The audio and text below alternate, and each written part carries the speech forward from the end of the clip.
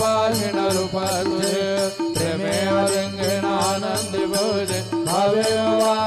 म्हणे नाम त्वमेव माता च पिता त्वमेव त्वमेव बंधु च सखा त्वमेव त्वमेव विद्या द्रविणं त्वमेव त्वमेव सर्वं मम देवदेव कायेन वाचा मनसेन्द्रियेण वा बुद्ध्यात्मना वा प्रकृति स्वभावात् करोमि यद्यत् सकलं परस्मै नारायणाय समर्पयामि अच्युतं केशवं राम नारायणं कृष्णरामोदरं वासुदेवं हरे श्रीधरं माधवं गोपिकावल्लभं जानकी नायकं रामचन्द्रं भजे हरे राम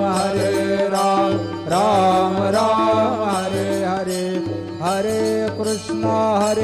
कृष्ण कृष्ण हरे हरे श्री